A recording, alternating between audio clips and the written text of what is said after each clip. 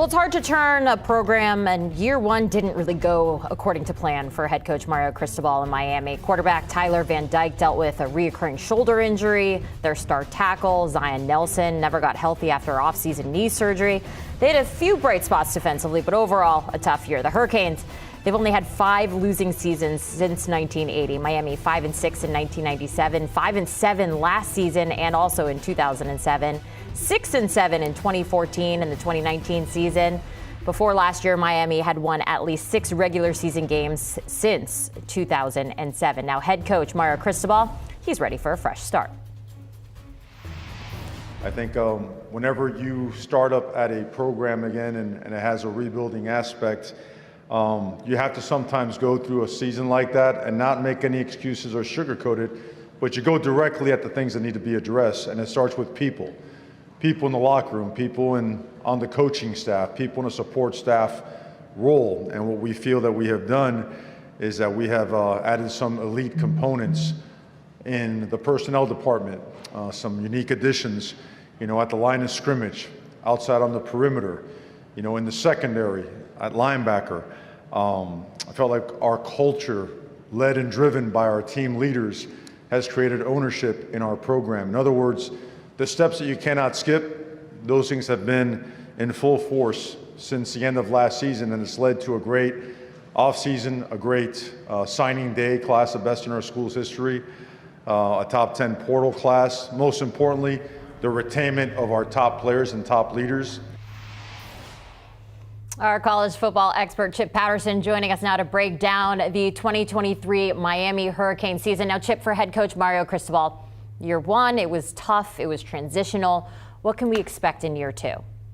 This is going to be a better football team, and this is like a year one part two. I'm really glad we were able to pull that sound from the ACC football kickoff, because it's very clear that he knew that he made some mistakes in trying to put together his first coaching staff. New offensive coordinator, new defensive coordinator for 2023, but we've also got a changeover on the position coaches. 4 new position coaches. This is a brand new staff that is trying to take the good that they feel like they were able to put in place and be able to build on that. We've got some high profile names like, Jason Taylor, the former Miami great, coming in to coach the defensive line, but we've also got some lesser known names like Lance Guidry at defensive coordinator, a very good coach who I'm excited about. Shannon Dawson comes in as offensive coordinator. I think that is going to be a big boost for Tyler Van Dyke, who was the best freshman in the ACC 2 years ago, but last year saw a lot of regression in addition to injury issues. So this is something that I think is very important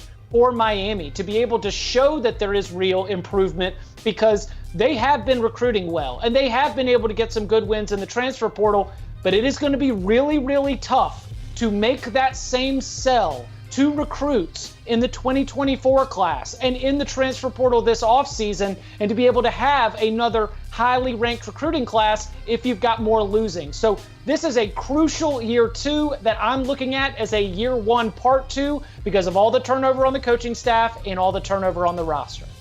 You mentioned Tyler Van Dyke there, now finally fully healthy, and they have put together an offensive line with the potential to be one of the best in the country. I know, there's a lot that can happen. What are your expectations, though, when you look at what Van Dyke is capable of this season?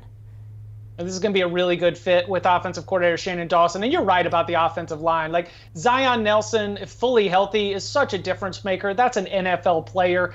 They're really excited about Matt Lee, the center they brought in from UCF, someone who probably is one of the best centers in the ACC. They get Javion Cohen from Alabama. And then they bring in 2 absolute stud offensive tackles. And I do think that we're going to end up perhaps seeing Maui Goa break into the starting lineup at some point this season, just to be able to protect Tyler Van Dyke so that he can get the ball down the field. That's what this new offense is really meant to do. We're going to do less side to side, more deep balls, and that is something that the offense in his rookie year back in 2021 really did a lot more of. So this skill position group is not overwhelming, but it's still got a lot of athleticism, and I think that's really going to help Tyler Van Dyke. So better blocking up front, means that you're going to get those pass routes to develop deeper down the field, and more deep passing is going to make it easier for the run game to get going with Henry Parrish. So everything seems to be clicking together, from the changeover at coaching,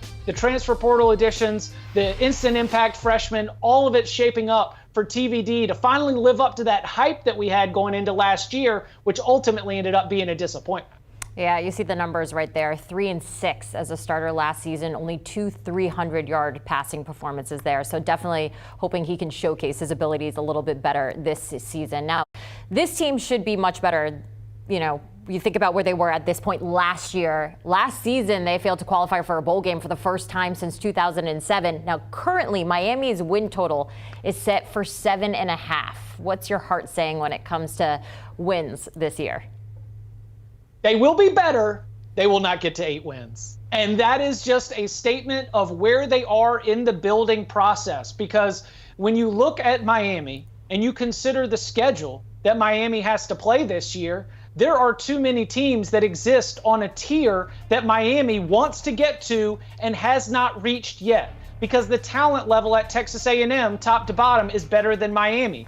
The depth at Florida State is better than Miami. You've got to go up and play Clemson, and then you've got difficult road trips at places like North Carolina, who I would say is a peer, at NC State, which I would say is a peer, and that Louisville team in year one under Jeff Brom is going to be really dangerous. It's just a really tough proposition to ask this Miami team, which at the skill positions still needs a little bit more depth and a few more explosive pieces.